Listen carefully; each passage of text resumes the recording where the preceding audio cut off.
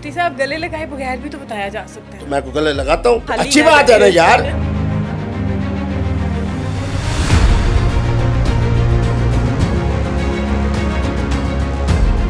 آپ کو تو خوش ہونا چاہیے. اب تک میرا خیال میں میرے پاس میں وہ خوش نصیب ہوں کہ اگر کہوں نا کہ 1000 کے قریب اسی میں میری ٹوپی, اسی میں میری اینک. شکر یہ ہے کہ کپڑے جناب میرے کمرے میں تھے, تو جن کو میری اینک جو پہنتا ہے نا اس کی شادی پر ہوتی 10 سے 15 دن کی, میں نے پہنی 10ویں 11ویں دن شادی ہو رہی ہے, پھر ان کے خامند ان کو جلا رہے ہیں.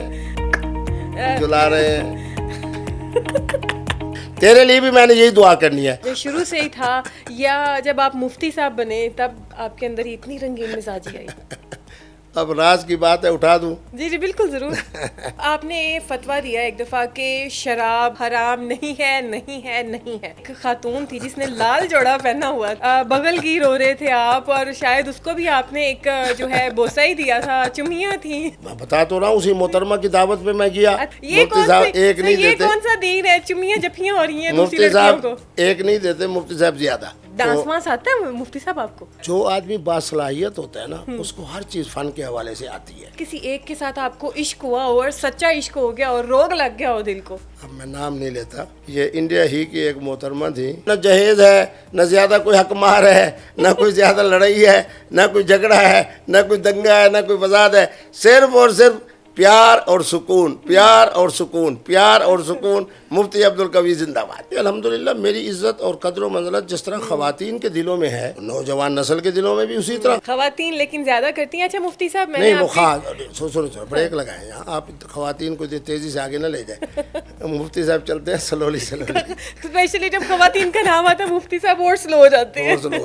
میں نے پھر جس طرح اینک اتاری نا, تو میں نے یوں کر کے خوشی میں مجھے کہا کہ مفتی صاحب خیر ہے, کیوں گھبرا گیا, پریشان ہے کہ اگر محترم عمران خان صاحب ان سے نکاح نہیں کرتے تو پھر قبلہ مفتی عبدالقوی صاحب سے. میں جنید جمشید صاحب کی طرح ابھی تک قبر میں نہیں گیا, ڈاکٹر عامر لیاقت کی طرح بھی, کیونکہ ان سادہ لوگوں نے دوسری شادی کی, پھر اسی لیے وہ قبر میں چلے گئے. اب میں بتاؤں گا نا اس کا ریزن. ایک آدمی عالم بھی ہے, مفتی بھی ہے, خوبصورت بھی ہے, شکل و صورت والا بھی ہے, صحت والا بھی ہے, حسب و نسب والا بھی ہے. تو اگر خواتین جو بیوہ ہوں یا مطلقہ ہوں یا اسی طرح کنواری بھی ہوں, ان کی طرف سے اگر مفتی صاحب کو پیغام نکاح آئے. مفتی صاحب کتنے پیغام آ چکے ہیں, کتنے نکاح کر چکے ہیں آپ؟ ایمانداری سے بتاؤ. جی راکھی سامنت کا تو مجھے نہیں پتا کہ ضلع کون سا ہے, تحصیل کون سی ہے, شہر کون سا ہے, صوبہ کون سا ہے, وہ مجھے مانگ رہی ہے نا. اس کے ساتھ کیوں نکاح نہیں کیا, آپ تو حاضر ہوتے ہیں. وہ چاہ رہی ہیں کہ مفتی صاحب سے شادی ہو اور گھر داماد بن جائے. ہر دماتوں میں پانی جاؤں گا, یہ تو میرے اندر صلاحیت ہے نا. آپ نے تو کہا کرینہ کپور سے آپ کا نکاح ہوا ہے, مدھوری سے بھی غالباً آپ نے کہا کہ وہ بھی آپ کی بیگمات ہیں. جب بشر کی روایات کے مطابق جب میں نہا کے واپس آیا نا, تو میں نے دیکھا کہ انہوں نے میری ٹوپی پہنی ہوئی ہے, ہوا میں انہوں نے نہیں ٹھرائی. اچھا وہ پہنی ہوئی تھی.